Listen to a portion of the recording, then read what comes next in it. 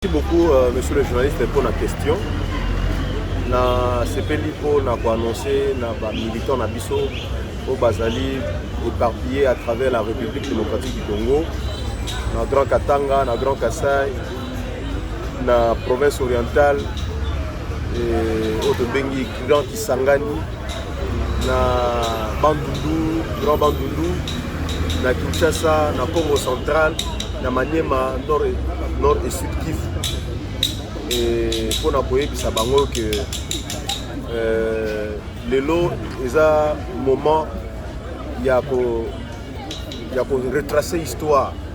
Il y a mboka na biso na bilenge basi pe bilenge babali na botosi ya bayaya na biso ba papa na biso ba boti ba biso basala ki politique ya mbona biso lelo biso tolobi ete ikomi pe ngonga pona biso bilenge to teleme tongenge pona nini Congolais telema ngenga pamba te bato banso bazali koyeba na ba esika nyonso bazwami que Congo soki lelo moi développement eza koya malembe to développement eza koya noki tele doye kozela yango c'est parce que mboka ezali nano na molili mboka ezali na molili ni koloba nini ni koloba ete mboka okoki kotelema te soki mwinda mopelite. La lumière c'est le symbole du développement. La lumière c'est ce qui permet aux gens de bien voir le problème qui se pose dans la société et trouver des solutions idoines à ces problèmes-là. Et ce qu'on moni lelo, surtout bilenge, ba komi désespéré. Ba bimboko ko bonga société. Ba bimboko déjà ekufa. Ba lobi te mboko to teka yango mutramta zanda mambo na yake. Wala zali ba discours ya désespoir. Mais biso na Congolais tellement ngenga tolobi to yé ko pesa bino espoir parce que biso tozali force de synthèse et de synergie positive. Qu'est-ce que ça veut dire? Ce que ça veut dire c'est que biso toyebi problème ya mboka na biso, toyebi pe lolenge nini ya retrouver solution pour na problème ya mboka na biso. Lelo oyo soki bino kokoti la télévision na biso ya Koteng TV, bokoya ko découvrir bilenge ya lolenge na ndenge na mboka na biso pe ba preuve ya développement au bango bazali ko initier déjà au niveau ya base.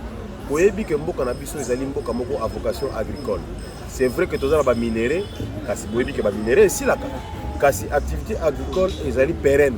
Nzamba pesa biso 80 millions de terres arables, mais sengé na biso to sala politique kasi totala pe mosala wana ya bilanga. Mosala ya boboko libwele. Yango ne pesa kankite ya solo pona mabota na biso.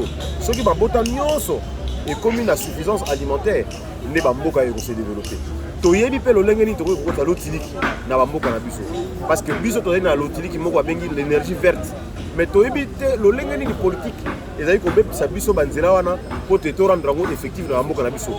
Aucun village congolais, aucun territoire congolais ne peut être dans le noir aujourd'hui.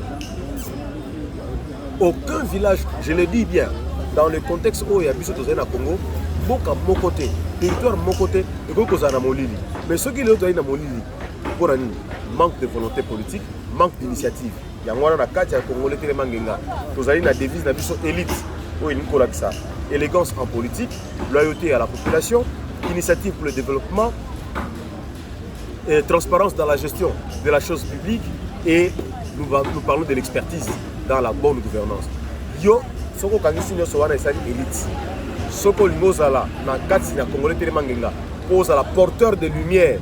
Kota na kati ya Koteng TV, on va découvrir ba discours na biso, to décortiquer idéologie na biso, to couper sa doctrine politique na biso, to couper sa projet sociétal na biso pour te permettre ba Congolais banso ba adhérer peto matisa kita na biso ya mboka Congo.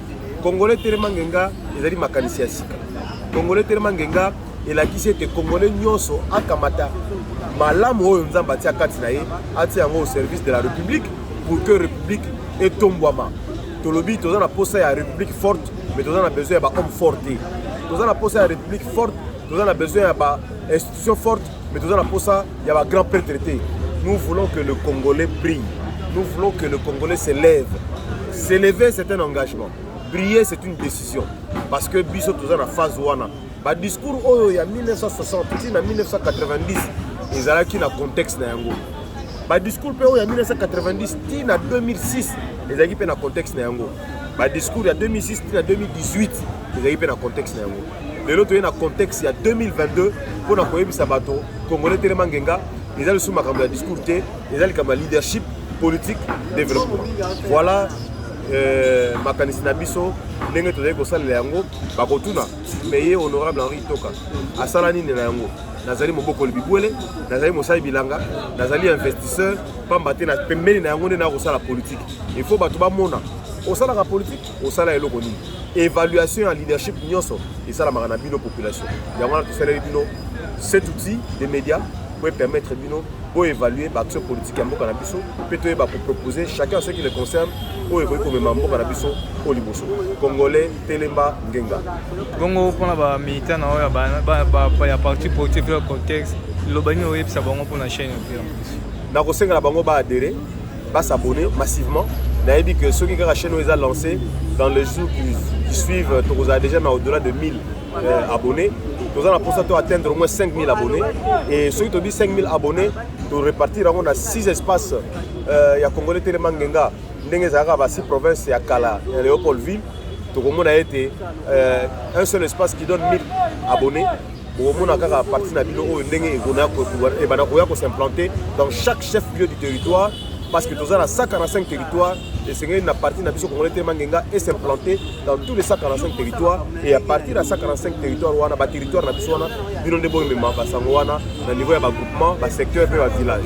Tolingite Mboka Moko est en lumière. Tolingite Mboka Moko est en porteur de lumière. Pour nous avoir la porteur de lumière, il faut s'abonner à la Congolais Télémangenga TV pour que vous ayez matière et que permettre de vous de